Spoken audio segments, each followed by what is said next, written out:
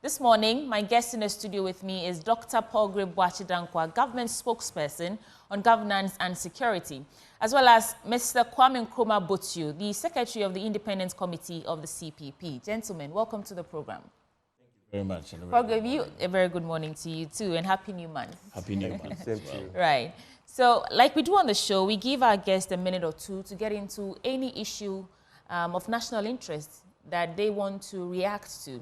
So, Paul, because you're a familiar face, I'll come to you second. Let me come to Mr. Kwame Nkrumah first. What's on your mind this morning? What's on my mind is the recent DRIP, the District Road Improvement Program by the government. Right. I think it is a good initiative because good roads are very essential to the development of the economy. And I saw the various equipment at the Independence Square yesterday, and I think it's a step in the right direction. However, I wish that this had come earlier, because it seems some of these things have become just election gimmicks. We wait for 3 years, and in the 4th year, when everybody has spent all their salary on their car shock absorbers and all that, then you come up with these things. So it's a step in the right direction, but if they ever come back into power, they should try and do it earlier. So they should try and do it earlier. Yes. I see Paul was smiling when you were, talking about this DRIP that Nana Akufo-Addo, the president, launched yesterday. Paul. So, Sweetie, a very good morning to you, and a very good morning to my dear brother, and a very good morning to your viewers. And to state that President Nana Akufo-Addo, for me, last week when I was here, I said that I read a scripture that said that I've fought a good fight, I've kept the faith, and I've finished the course. That would be one of the very good words that President Nana Akufo-Addo will share with the Ghanaian people, especially with yesterday's DRIP launch, which is going to impact the rural communities and urban communities, road network, over 2,420 equipment, each constituency, each district, each MMDAs and MMDCs are going to have about 4 to 7 different equipment. And I commend the government for such a bold initiative and a bold step. It does take time for procurement processes. It does take time for raising of very credible partners to pull off such an initiative. And so better late than never. I have stated that Christmas has come early. And so at the beginning of August, at the end of July, Christmas, December has come a bit early for every single person. And for me, when I look at President Nana Akufo-Addo's concept of decentralization and the concept around having more regions, there seems to be reason why he thought about this, because now a lot more resources will be shared to the various localities and the various municipalities, and everyone is going to grow at a speed at which that we need. And so we commend government for giving us an early Christmas in terms of our road network. So it's just right on time then? Absolutely. Not late, Absolutely. not too early, Absolutely. not too late. Absolutely. Right. Those are your thoughts. Thank you for sharing. Let's get into the newspapers. I'll start with the Daily Guide newspaper. On the front page, Nana launches DRIP for better road network. We just got into that. Northerners embrace Baumia's vision of possibilities. Affirmative action bill passage, a critical move in gender equality. That is according to the Minister, Dakwa Newman. And Efia Koto sues A+ for 5 million Ghana cedis. Let's start with this DRIP project that was launched yesterday. For context, I'll read a bit from here, and then we move on to other stories. So President Akufo-Addo yesterday launched yet another ambitious program to help fix roads in all districts across the country, dubbed the District Road Improvement Program. That's the DRIP. The aim is to enhance the country's road network, and this is part of the government's ongoing efforts to decentralize development and improve the quality of life for Ghanaians. We brought you that yesterday, and the president did slip his tongue and announced and said, Mahama. I thought it was just interesting to watch. I heard MFI describe it as a Biden moment, yeah, but let's move on. It's nothing really to... Unless you think that there's something you need to defend on that. Much ado about nothing. Much ado about nothing. Parliament to hold extraordinary session. And so the Majority Caucus of Parliament has formally requested an extraordinary session of Parliament, citing urgent government business that requires immediate attention. And according to a memo addressed to the Speaker of Parliament, the request is made pursuant to Article 112 of the Constitution and Standing Order 53, which empowers at least 15% of members of Parliament to request a meeting of Parliament. And the urgent matters slated for consideration include a financing agreement with International Development Association, tax exemption for beneficiaries under the One District, One Factory. So majority is saying that the Speaker shouldn't have closed Parliament business, and so they have other things to do, and so they are recalling Parliament for something. I don't know why. Okay. Well, let me get into the stories and then we discuss. So this is an editorial, Tamale Jambori, double tank politics. Northerners embrace Baumia's vision of possibilities. Akufo-Addo launches aquaculture for food and jobs program. Ifeakoto sues A+ for 5 million Ghana cedis, and 28th GJA Media Awards Committee announced.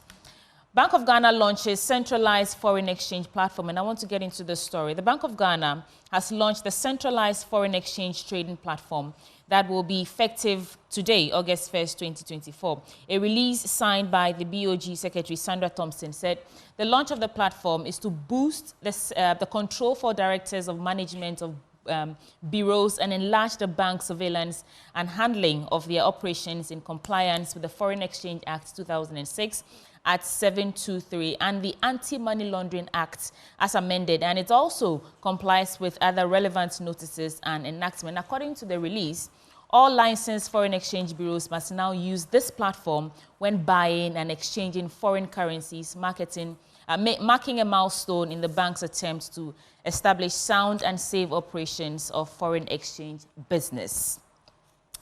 I would like to add 2 more stories and then I'll come to you, gentlemen. Gender Ministry, IOM, commits to human trafficking fight. I'm looking for that story about affirmative action, and the story is on page.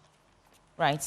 So Minister for Gender, Children and Social Protection, Dakwa Newman, has expressed her delight at the passage of the landmark affirmative action bill by Parliament during its 32nd sitting of the 3rd meeting in the 8th session. In a statement, the sector minister, who laid the current bill in Parliament on June 14, said the passage is a significant stride towards achieving gender equity across all sectors and addressing the historical marginalization of women.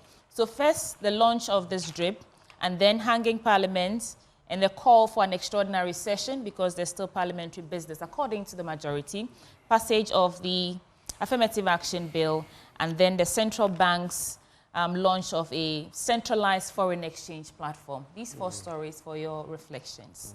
Mr. Kwame Nkrumah Bosio. Starting with the DRIP, as I said before, it should have been earlier. And I believe that every country should look at what past governments have done and improve on it. Ghana is 67 years old. If you look at what the Kwame Nkrumah-led CPP government achieved from 1957 to 1966, including the Tamamoto Way and secondary schools and other infrastructure, it was way ahead of its time. Even with that amount of money, apparently about 600 million pounds or so. Now we are dealing with billions. And in a space of 8 years, it is now that we are launching the DRIP. I believe that it is just politics as usual. Okay. And Ghanaians should advise themselves. And Margaret was just saying that it takes time to procure these things. Procurement processes take time, so it's just a matter of timing. It's not an electioneering gimmick or political propaganda earn the favor of voters. Day in, day out, it seems as if the procurement processes seem to crystallize just a few months before elections. And it's not good enough. And even the roads that are churned out within 6 months, I call them disposable roads. Within 6 months, they are all in shambles. So it's not something that I agree with. Oh. I think they should take a cue from what the CPP did in their 9 years that they were in power from 1957 to 1966. And they should hit the ground running from the time they are sworn into power, so that by the time they leave power, they could have achieved something significant for the country. Okay. And What are the stories then? coming to the affirmative action bill, the passing, I think it's a step in the right direction. I am firmly of the view that women and the marginalized are the solution to this country's development. There's so much potential in our sisters, our daughters, our mothers, but society is structured in such a way that they don't seem to get the best for what their talents entail. If you look at our maternity leave structure at the moment, it's just a short period. And even when you come to the workplace, when it comes to promotions, it seems coincidentally that men seem to be favored more than women. Yeah. So I think the passing of this bill, as it is backed by law, sometimes people say charity begins at home, do the best for your daughters at home. But now that it is backed by law, the fear of breaching the law will now be on the table. And I believe workplaces and other institutions, political parties, and everybody everywhere will now be on their guard and give women the opportunities that they deserve to move this country forward. Okay. Palgrave. So you look at affirmative action bill. I have stated that it's one of the best bills to have been passed. It's been on the table for quite a while. We have grown up in a very patriarchal world and a patriarchal system. I've always challenged the thoughts of how I'm a daughter's daddy. I have daughters, and how you need to marry and you need to let your daughters change their names to the man's name. I'm wondering where it's coming from. We've always had that patriarchal system of when you're going to marry, your father will walk you down the aisle. And in other parts of the continent, your father is the only person that can sign a signature for you to be able to get a passport. And so I'm glad that we have been able to actionalize this into a bill and finally into a law when the president does assent into it. And also particularly that President Akufo-Addo has always been very passionate about ensuring that there's equitable distribution of responsibilities. In his government, we have a lot more ministers who are females, a lot more MMDCs that are females, a lot more CEOs that are females, and even in some various ministries, the management team has majority of females. My caution really around this is that we shouldn't empower more women to the detriment of men. And so we should ensure that there's an equitable distribution of that. Okay. And I reckon that this week when the Minister for Education was having the Minister's National State of Affairs, he mentioned that there's an equitable distribution of gender in terms of gender parity for both males and females at an across of about 50%. And so I'm glad that that bill has come to fruition under the leadership of Dakwa Newman. And to state that I add my voice to join with the majority leader to ask the Speaker of Parliament to recall Parliament, because Parliament are in 3 sessions. There are meetings, there are sessions, and then there are committees. And it's important that to aid the government businesses, if they haven't finished with their legislative work and their committees work and their sessions work, it's important that they are called back for us to ensure that we finish some of the government businesses that are ongoing. I commend the Bank of Ghana. The question on my mind was, are these things we're calling government business, it's so urgent that we have to recall Parliament? Environmental Protection Bill 2024, the exemptions for the tax exemptions for beneficiaries under one district, one factory, and then there's that budget bill 2023. Can these not wait till Parliament resumes? Do you know how long the Parliament sessions are? The break is too long. I think that these bills are important. Sometimes they need to recall for the first reading or the second reading, and then the committees can work upon it. And I think that is in the step in the right direction, because we have a lot of time. We need to maximize the little time that we have. It's almost 4 months to the end of the year, and the transitional government, obviously elections, and the Parliament, the 8th Parliament is going to come to an end on the 6th of January 2025 for the 9th Parliament to commence. I think that it's important that the 8th Parliament considers these bills that are on the table, because so it impacts the work of the Ghanaian people. Why do you think he would adjourn Parliament then if he knows the importance of all this. Well, I'm not in the mind of the speaker, but I mean, I know that Right Honorable Speaker would always want to see the Can't interest. just be because he wants to go to the US. No.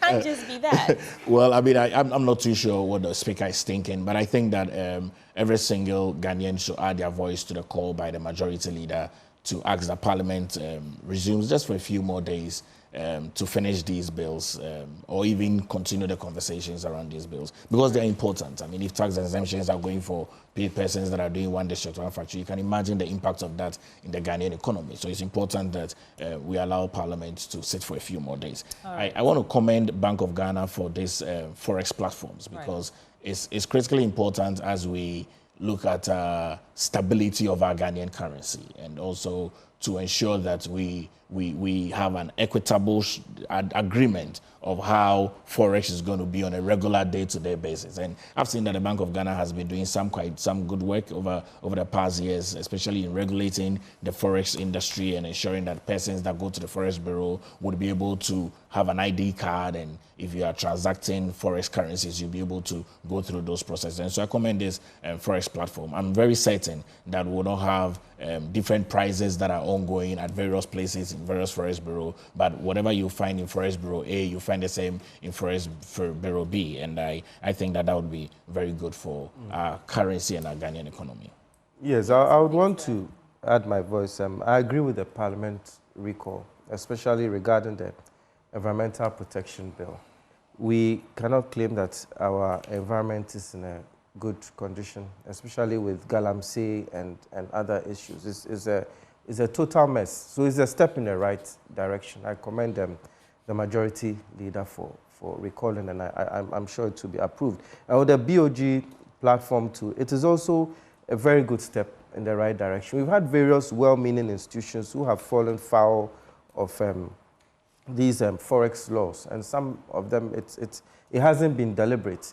But having this platform, they'll be able to have some guidance as to how to stay within the legal remit. And it will also help in countering money laundering and other things that are detrimental for the economy. Right. Let's do some other stories now. The Anchor newspaper on the front page, don't politicize Atlantic Lithium deal ratification. That is the Central Regional Chiefs pleading with Parliament and political actors. One District, One Equipment initiative launched. Ghana-Germany exchange program in carpentry ends successfully. Ghana Gas to shut down plant, but assures public of no doom. So, and that's the story I want to get into on page 3 now. So the Ghana National Gas Company Limited has announced that its gas processing plants and offshore gas export facilities will shut down beginning today, Thursday, 1st August 2024, to Wednesday, 17th August 2024. That's 17 days. And the shutdown, according to management, is to allow for critical safety and essential maintenance works to be carried out to enhance the plant operational efficiency. But they're assuring Ghanaians that there will be no doom. So this will be done without us suffering any power outages. Don't politicize Atlantic Lithium deal ratification. So chiefs in Eweya and Infantiman traditional area in the central region have made a clarion call to Parliament, to the Speaker, Alban Bagbin, as well as political actors, not to politicize this lithium agreement between Ghana and Barari DV Ghana Limited, a subsidiary of Atlantic Lithium Limited, currently before Parliament. And they argue that the 15-year-old deal, which is taking time to be finalized in Parliament, has the potential to offer decent employment opportunities for the youth in the area and Ghanaians at large, hence should be supported by all. These two quick stories, and then we get into your newspaper, Dr. Paul Gwachidam. No, I think that lithium is key. I'm glad that we are looking at its ratification. We have stated that it's important that the Ghanaian people have a higher share in terms of percentage and control on our minerals, because as we are developing, it's important that we're able to have those equitable share. And then also we've stated that all new minerals that will be found, we'll make sure that we have the accompanying refinery that would be able to complement that. And so we'll not just mine and take our minerals out for them to refine, but here in country, I think allocated for the community development absolutely, fund. Yes. And so we'll be able to refine our minerals, and so we commend this initiative. Okay. Mr. Kwame Nkrumah. Yes. Well, regarding that deal, as long as the nation will get maximum benefits, I think it is something that is to be supported.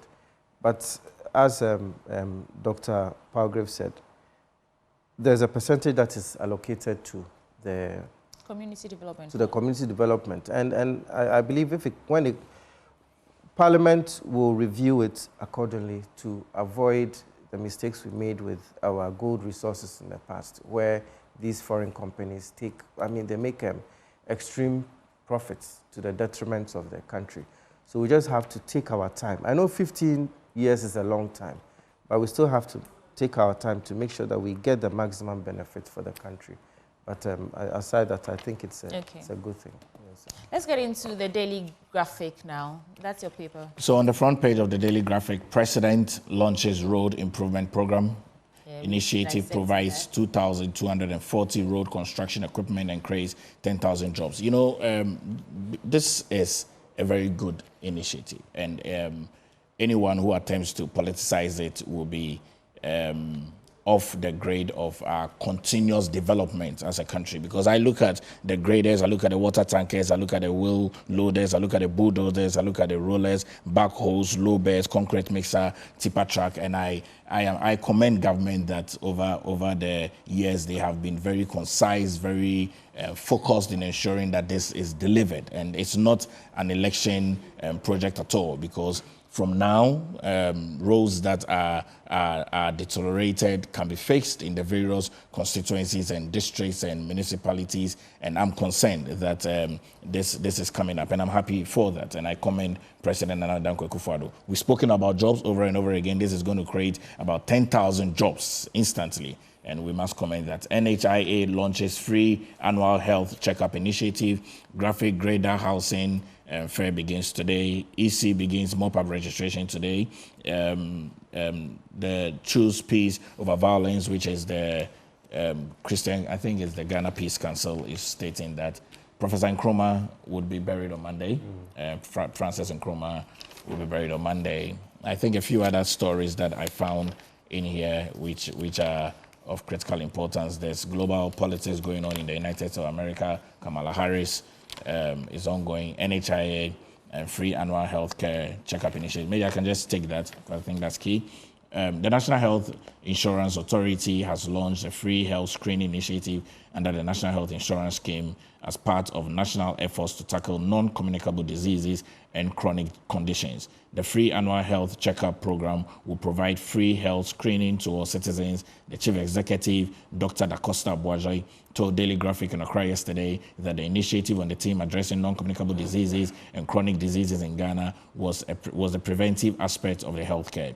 And our free annual healthcare program is designed to prevent severe health conditions, reduce hair care costs, and improve quality of health. I think today is Professor Ablade Glover's birthday. I've seen that over here, so happy birthday to him.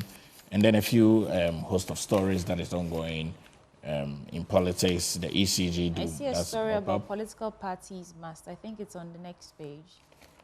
Yeah. Political parties must state position on Okada. I can read that. So ahead of the 7 December polls, the Okada Riders Association of Ghana has stressed the need for political parties seeking political power to come clear on how they intend to legalize the Okada business. We, and I quote, this is a quote, we have extended invitation to meet those seeking political power, especially President John Dramani Mahama and the Vice President, Dr. Mahmoud Bawumia, on the issue. Former President Dramani Mahama has assured us that he will legalize Okada. So we want the Vice President to also come out and let us know his position on this matter, he said. And this is an interview that was done in the Daily Graphic. It's not just the Vice President. Illegality, regulation. On Okada? Let's So for me... First, they're actually helping. Absolutely, no doubt. A way to regulate their activities. But what is the position of government on this? So what I know is that for internal security purposes, the police, which is led by the Inspector General of Police, has ensured that everyone who owns a motor or sits on a motor has a helmet, obeys the traffic regulations, and uses the requisite lanes that has been marked out for them. And so that I commend the internal police security for not sure if there's a ensuring lane that that has been marked out for them on all our roads. not on all our roads, not on all our roads. But I mean, there's a lane that is marked out for them. You cannot rule that out. There's a lane that is marked out for them. So I'm glad that all persons that are using motorcycles are in helmets. I'm glad that they are stopping at the various traffic lights. I'm glad that they are roadworthy. I'm glad that they are insured. I think that it's very specific regionally. So in some urban parts of Ghana, one of the major means of transportation is the motorbikes that people use, and also ensuring that you don't have an overload on the motorbikes. You don't have more than 2 people on the motorbikes by having 3 or 4 or 5 that can cause a lot more damages and injuries. But is it part of your plan to legalize the operations? I am not too sure what the position of government is on this, and so I do not want to go ahead of that. But I think that the framework really for me is that they are in operation. They have become a force to reckon with.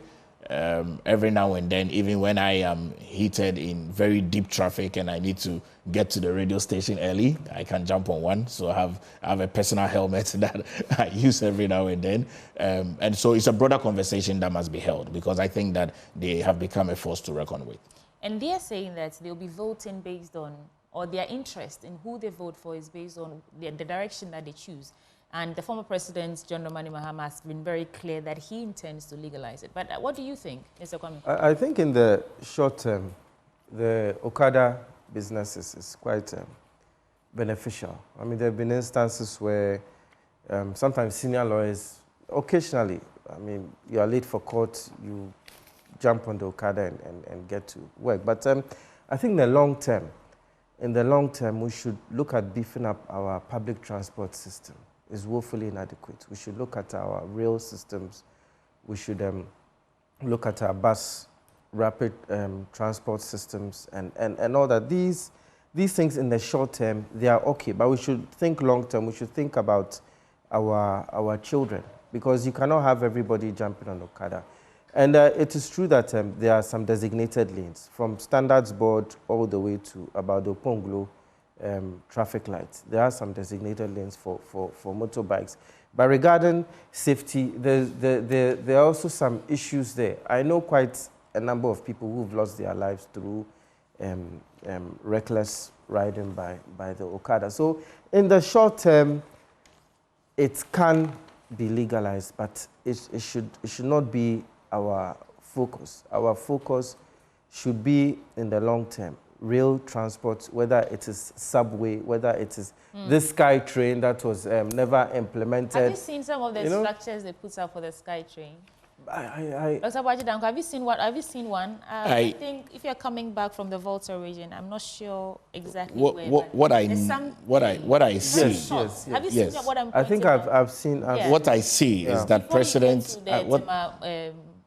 Motorway. Yes, I think around the Shy Hills road. I've seen it. I mean, it's become a white elephant. No, but you see, what I see for me is that President Nana Akufo-Addo has set the nation on a foundation to rethink our transport system.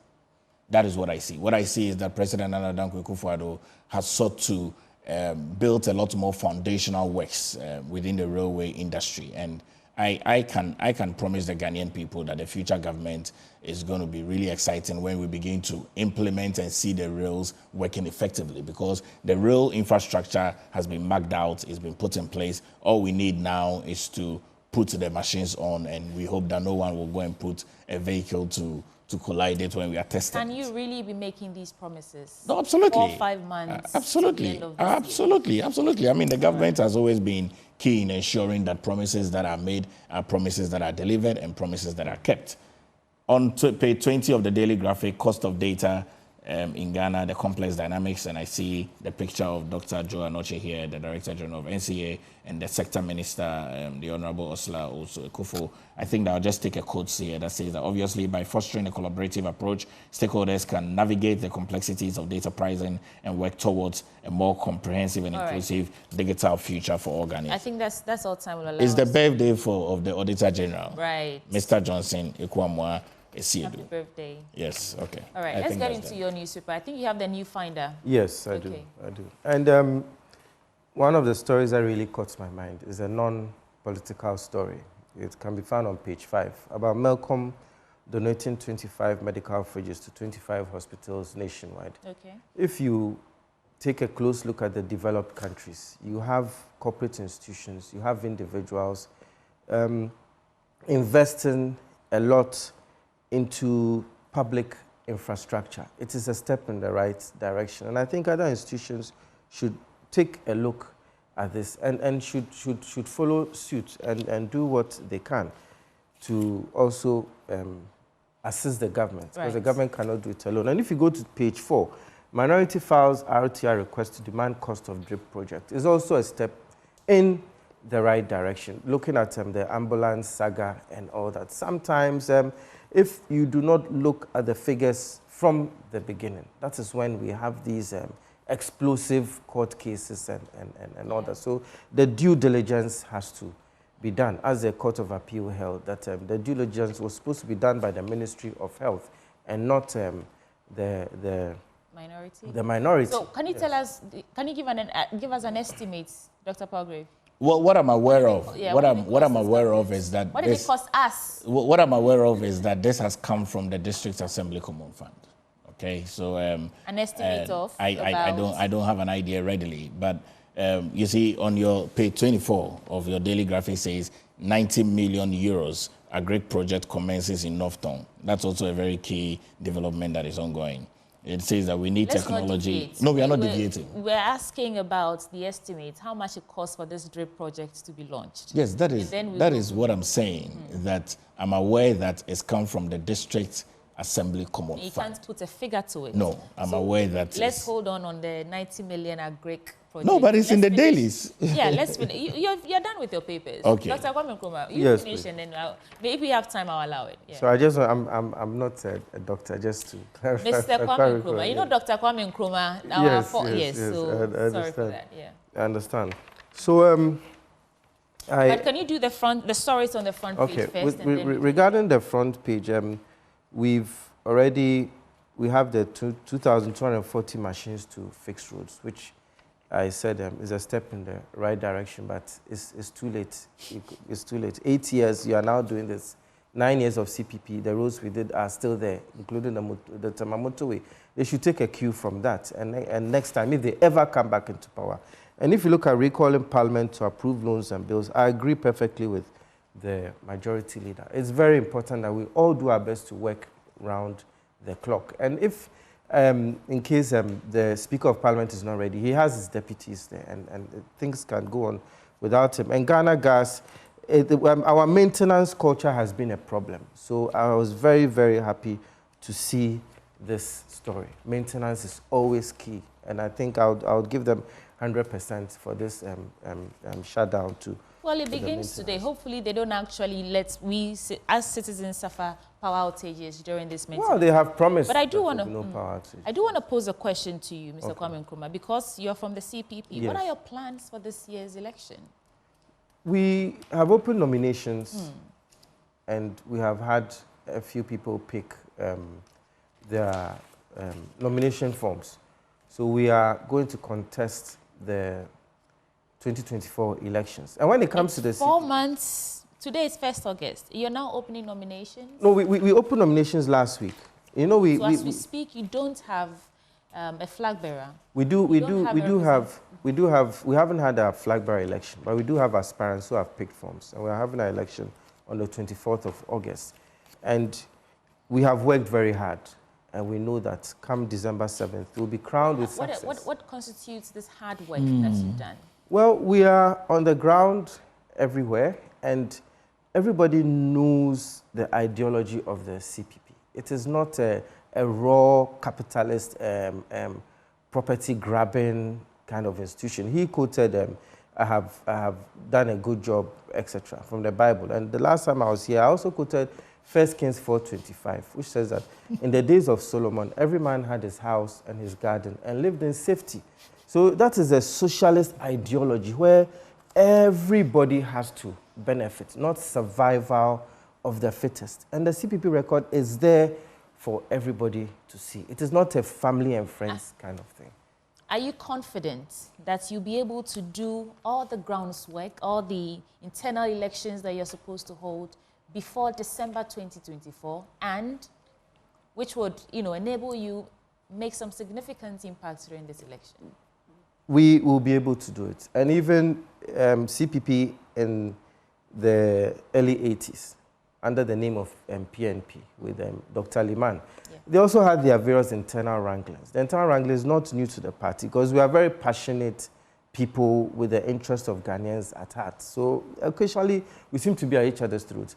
But the internal wrangles were resolved 3 months to the elections. And then Liman still managed to win. We are not saying because of that we are being complacent, but we are working round the clock to make sure that come December 7th, Ghanaians get the breather that they deserve after how many years of NDC and MPP, 1992 to 2024. Ghanaians need to experience the joy and prosperity of years gone by from 1957 and 1966. Again, do you think you're giving these two political parties the duopoly, you're talking about NDC and PDP, yes, do you think you're giving them a run for the money? Do you think that you're giving them enough pressure? We are.